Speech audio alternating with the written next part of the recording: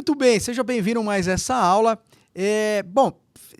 Nessa aula aqui eu quero falar um pouquinho do Robert Merton e de sua teoria que, para efeitos de concurso, a gente chama de anomia barra funcional estrutural, e você vai entender por quê. Pode pôr na tela aqui. Olha só, vamos lá, Robert K. Merton.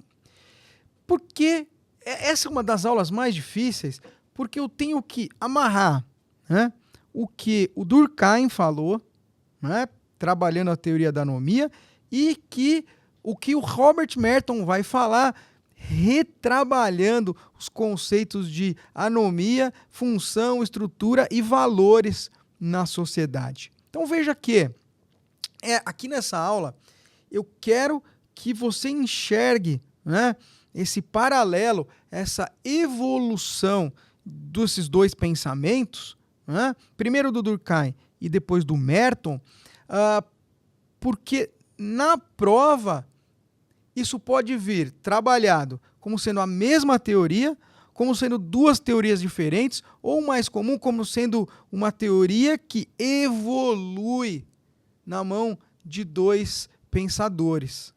Então ela sai do Durkheim e vai para o Merton, tendo um fio condutor. E é isso que eu quero mostrar para você. Então vamos lá, olha só. Bom, primeira coisa, veja que o Merton, né, ele viveu o século XX todo, 1910 a 2003. Ele morreu bem velhinho e razoavelmente recente, né? Ele pegou muita coisa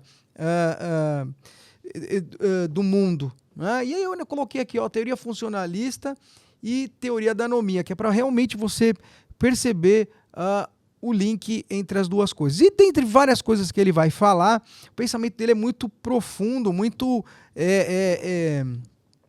importante para essa análise, né, do mundo moderno. E aí, por isso, claro que ele vai impactar muito a sociologia e, por consequência, as abordagens sociológicas da criminologia. Vamos lá, olha só. Né? Ele nasce lá na Filadélfia, vai estudar em Temple, vai estudar em Harvard, né? São grandes universidades, e ele vai finalmente fazer a sua carreira profissional em Columbia, que é uma universidade que fica em Nova York, né? E ele vai escrever um livro chamado Teoria Social e Estrutura Social, lá em 49. Então veja que esse sujeito está escrevendo aqui de novo, entre os anos 40, 50, 60, que é um momento muito específico dessas abordagens sociológicas da criminologia, né? Então veja, o que ele vai fazer? Qual que é a primeira coisa que ele vai fazer?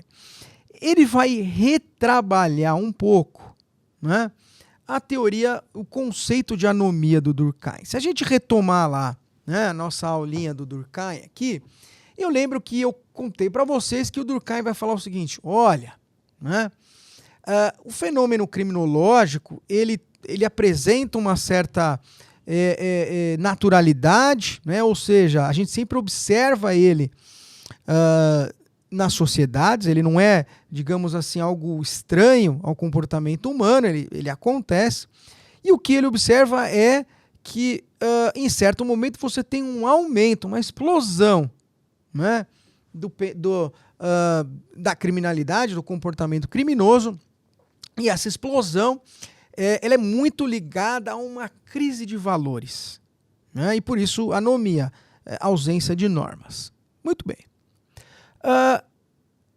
O que o Merton vai fazer? Ele vai falar: olha, eu concordo, né?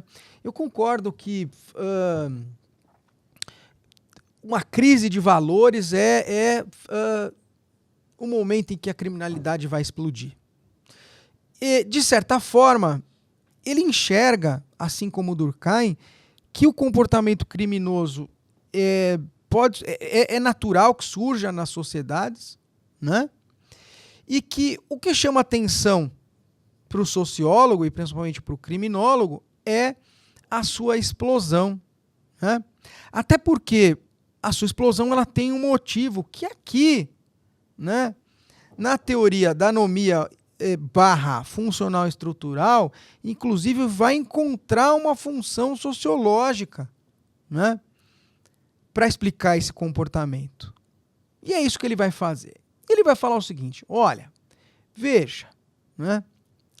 A sociedade moderna, ela tem, o Merton vai falar, o que se chama de metas culturais, né? Ou seja, a maioria das pessoas tem na mente delas valores, né, que se espera que as pessoas atinjam, né, ao longo da sua vida.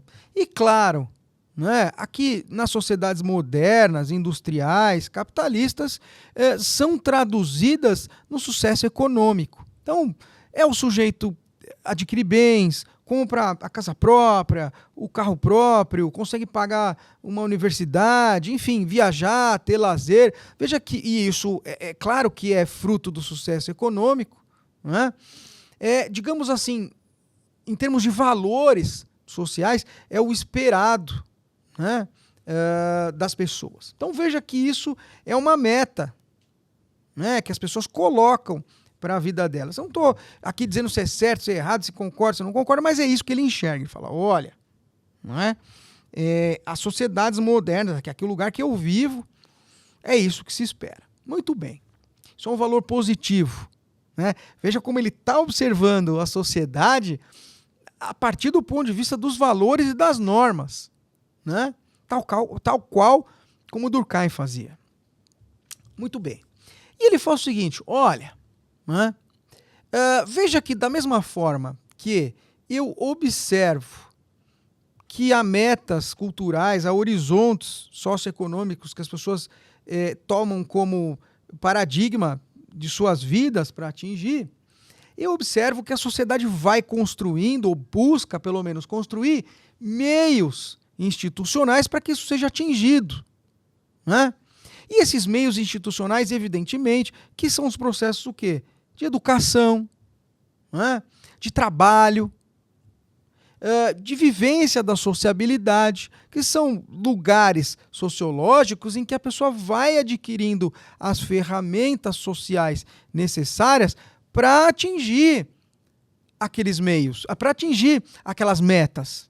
Então, claro, a pessoa vai trabalhando para ganhar dinheiro e atingir aquela meta. A pessoa vai se educando, vai estudar, vai conseguindo seus diplomas para conseguir um emprego, trabalhar, ganhar dinheiro e atingir aquelas metas, né?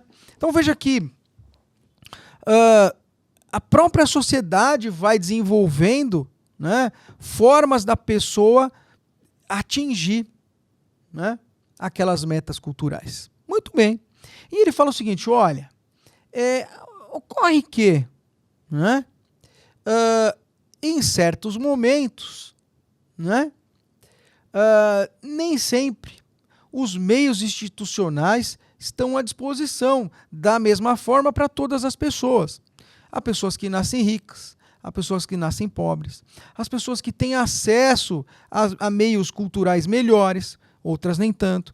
Há pessoas que acessam mais processos educacionais, há pessoas que nem tanto. Há pessoas que nascem, por exemplo, em lugares onde há melhores empregos disponíveis ou melhores salários, há pessoas que não. E assim sucessivamente, né? De forma que ele fala o seguinte, olha, nem sempre essas metas culturais são alcançáveis ou nem sempre elas são alcançáveis com o mesmo nível de esforço, e isso gera uma certa desigualdade na sociedade. Muito bem. Né? Perceba que alguns indivíduos podem querer inovar socialmente e promover uma forma de drible, né, nos meios institucionais para atingir aquelas metas culturais. Ou seja, o sujeito, né, ele não vai esperar 10 anos de poupança para comprar um carro. Ele não vai esperar 5 anos de um diploma para arrumar um emprego, ganhar dinheiro, para comprar um apartamento. Ele não vai aguardar. Talvez ele nem consiga esse emprego para guardar dinheiro suficiente. Talvez ele não consiga chegar à universidade ou à escola, enfim, para fazer esse processo. Mas ele quer atingir aquela meta. Ele é motivado o suficiente e ele enxerga meios que não são os institucionais os legais, os lícitos. E agora eu falei a palavra-chave aqui, os lícitos, os meios lícitos, para atingir aquilo. E ele inova, esse sujeito inova, e começa a buscar meios ilícitos, inovadores, para atingir essas metas culturais. Então veja que aqui ele busca, observando a estrutura da sociedade, os valores sociais, e por meio de uma quebra, digamos assim, interna desses valores, e aí por isso ele se conecta à mesma lógica lá da anomia do Durkheim, uma explicação do porquê você pode observar o comportamento criminoso. Então veja que, inclusive ele constrói aqui um quadro dizendo, olha, diante desse cenário que é colocado para as pessoas, elas vão reagir de diversas formas. Elas podem, por exemplo, estar aqui na base da pirâmide, aqui, ó, e elas vão aceitar essas metas culturais e vão aceitar os meios institucionais disponíveis. Vão, inclusive, aceitar, muitas vezes, que nem todos os meios estão à sua disposição, e vão aceitar o máximo onde elas podem chegar. Isso daí, sob o ponto de vista do comportamento criminoso, é 90% das pessoas. A conformidade é 99%, eu acho, até, eu diria, por cento das pessoas. São as pessoas que vão usar os meios institucionais disponíveis da melhor forma possível para chegar nas metas culturais.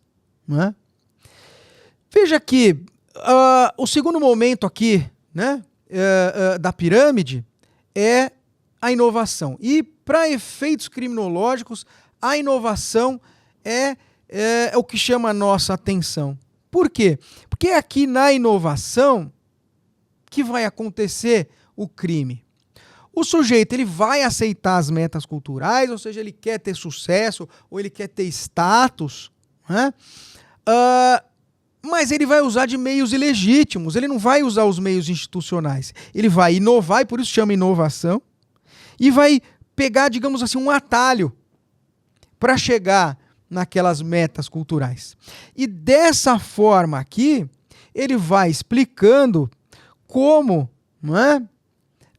estruturalmente, a pessoa rompe com valores, e por isso teoria da anomia também, uma explicação que enxerga como um rompimento de valores, como uma ausência de normas internalizadas, pode despertar o comportamento criminoso. Então é por isso que aqui ele se liga muito àquela proposta do Durkheim, em que realmente uma quebra de valores, uma ausência de normas, uma anomia é gatilho de crime. Mas a explicação dele é mais profunda e mais estruturada com esse momento aqui que ele está enxergando, que evidentemente é o século XX. Não é? Veja aqui uma série de fenômenos, a partir desse reconhecimento, dessa inovação, podem ser explicados pela teoria dele. E isso que a criminologia se aproveita muito, por isso que eles apreendem muito esse pensamento. Veja, a questão da desigualdade, não só urbana, mas social. Veja que o acesso, ou a falta de acesso a meios legítimos, serve de despertar, ou serve de, digamos assim, fator fomentador, de condutas ilícitas. Veja que isso explica, por exemplo, a tensão estrutural que você pode encontrar em sociedades muito desiguais, e aí, por exemplo, explica juventude e criminalidade, porque se você tem toda uma classe social muito jovem, que é muito permeável às pressões sociais das metas culturais, e muito pouco instrumentalizada pelos meios institucionais, você tem a fórmula perfeita né, para a explosão da criminalidade em massa. Isso explica, por exemplo, os mercados ilícitos, né, o conceito de que a criminalidade proporciona o acesso a toda uma economia subterrânea, né, que proporciona sucesso econômico, não necessariamente pelos meios tradicionais. Então veja que pensar, né, essa teoria da anomia barra estrutural funcional permite que a criminologia moderna enderece uma série de fenômenos que vão ser observados aqui no século XX e no século XXI. E é isso que cai na sua prova. Principalmente isso aqui, ó, né? Esse quadro, né? O significado desse quadro, o significado de que a inovação, o sujeito ele vai aceitar as metas culturais, então sinalzinho de positivo lá nas metas culturais, mas ele vai negar os meios institucionais. Sinalzinho de negativo para os meios institucionais. Essa tabelinha é o que vem aqui no seu concurso. Bacana. Depois, quando a gente tratar lá no curso sobre a aula de abordagem sociológica, você vai ter assistido aqui a história do Merton e vai compreender em profundidade, né, por que essa abordagem se conecta tanto com a abordagem sociológica das teorias criminológicas. Beleza? Espero que você tenha gostado e eu volto mais pra frente aí com mais um vídeo.